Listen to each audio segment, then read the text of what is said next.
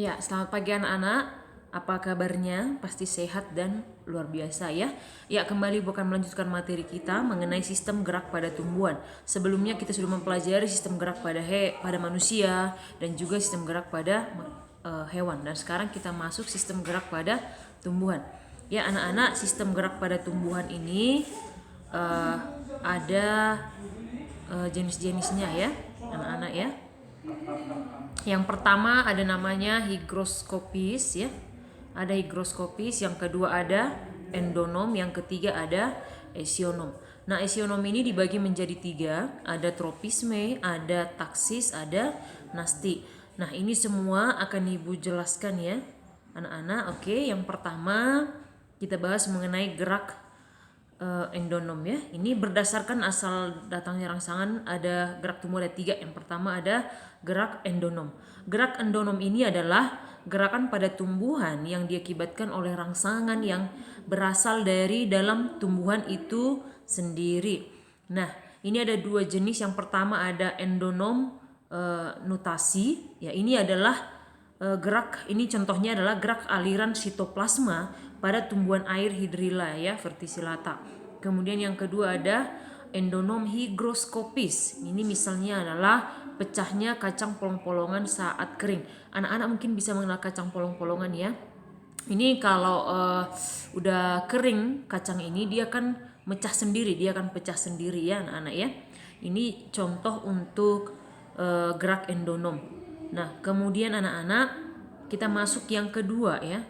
Ini gerak higroskopis ya. Gerak higroskopis ini adalah gerak bagian tubuh tumbuhan karena pengaruh perubahan kadar air dalam sel sehingga terjadi pengerutan yang tidak merata. Jadi higroskopis ini dipengaruhi oleh perubahan kadar air ya. Perubahan kadar air dalam sel tumbuhan. Nah, ini misalnya adalah merekahnya kulit buah-buahan yang sudah kering. Nah, ini pada tumbuhan polong-polongan juga ya anak-anak ya.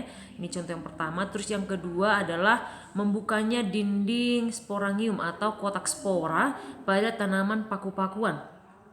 Anak-anak tahu kan contoh tanaman paku-pakuan ya? Ya, ini mungkin bisa kita jumpai di ladang ya. Kenapa dia paku-pakuan? Karena dia agak tajam ya. Kalau ibu bilang ini ada juga di ladang kita ada banyak ya, ada banyak ini tanaman paku-pakuan ya.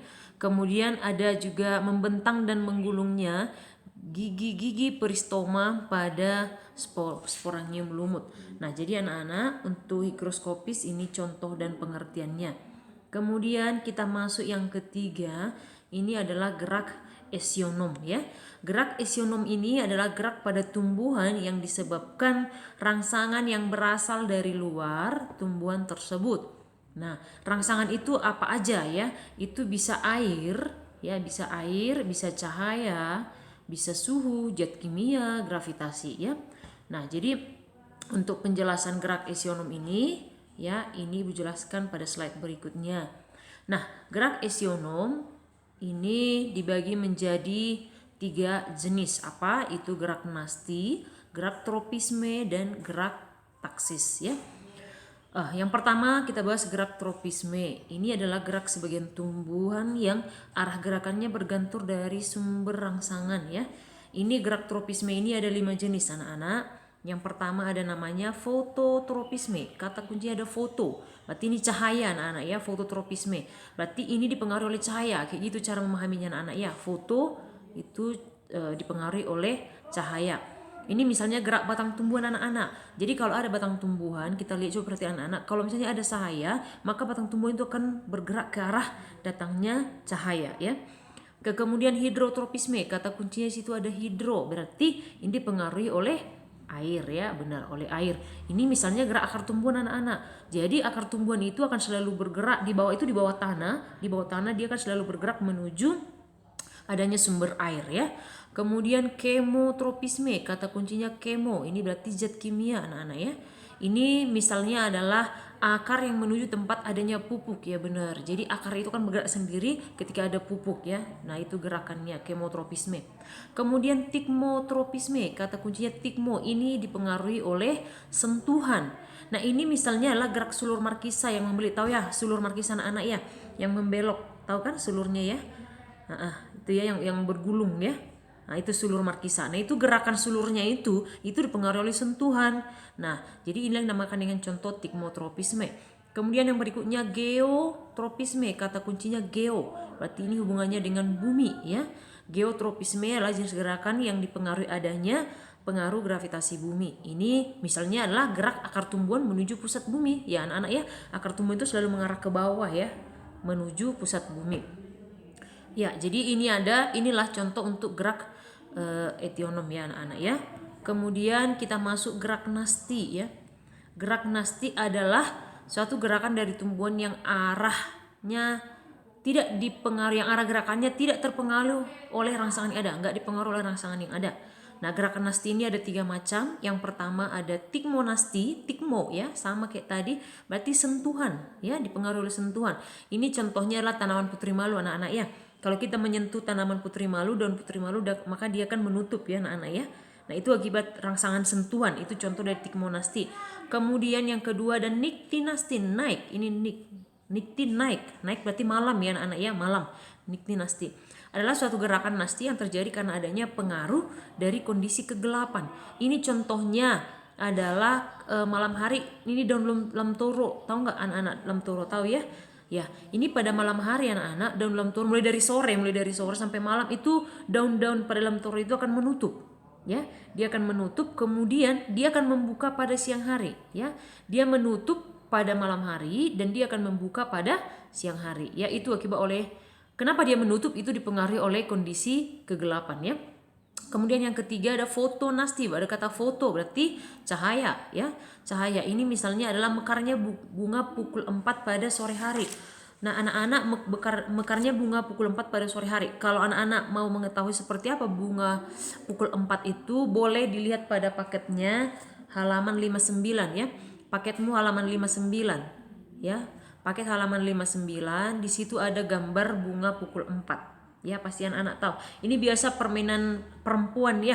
Ini daunnya, ini kalau ibu waktu kecil dulu ini mau digunakan sebagai mainan anting ya, anting-anting ya. Itu tanaman pukul 4. Oke, yang keempat itu ada namanya termonasti, termometer, termo ya. Itu berarti dipengaruhi oleh suhu ya.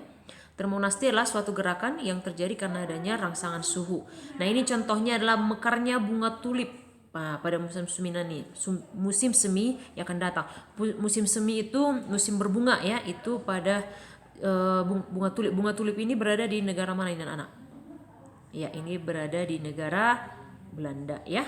Jadi untuk nasti ini penjelasannya ya dan jenis-jenisnya. Kemudian yang terakhir anak-anak kita masuk ke taksis ya.